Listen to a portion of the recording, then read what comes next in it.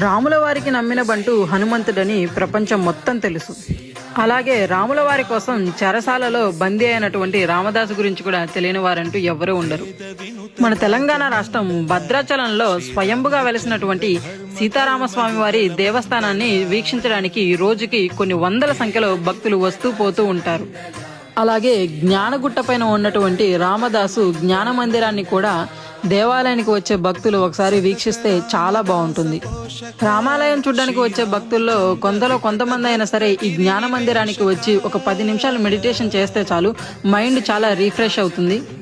ఈ రామదాసు జ్ఞాన మందిరం గుట్టపైన ఉంటుంది కాబట్టి ఎదురుగా గోదావరి కనిపిస్తూ ఉంటుంది, చల్లటి గాలి వస్తూ ఉంటుంది. నిజంగా చూడడానికి లొకేషన్ అయితే సూపర్గా ఉంటుంది అనమాట. ఈ జ్ఞాన మందిరం ఎంట్రన్స్ లో రామదాసు గారి పెద్ద విగ్రహం ఒకటి మనకు కనిపిస్తుంది. అండ్ అలాగే ఈ జ్ఞాన మందిరంలో అడుగు పెట్టగానే మనకి రామాయణానికి సంబంధించినటువంటి ఫోటో ఫ్రేమ్స్ చాలా మనకు కనిపిస్తాయి. రామాయణానికి సంబంధించినటువంటి స్టోరీస్ అండ్ అలాగే శిలాశాసనాలు కూడా ఈ గోడలపై రాసి ఉంచడం అనేది కూడా జరిగింది. మెడిటేషన్ ఇష్టపడే వాళ్ళు ఒక్కసారి కంపల్సరిగా ఈ జ్ఞాన మందిరాన్ని వేకౌట్ చేయండి. డెఫినెట్గా చెప్తున్నాను, పీస్ఫుల్నెస్ అనేది 100% ఇక్కడ దొరుకుతుంది మనకి. అలాగే రామదాసు గారికి ఇష్టమైనటువంటి రాముడు, సీత, లక్ష్మణుడి విగ్రహాల్ని కూడా మనం ఇక్కడ దర్శనం చేసుకునే భాగ్యం ఈ జ్ఞాన మందిరంలోనే మనకు దక్కుతుంది.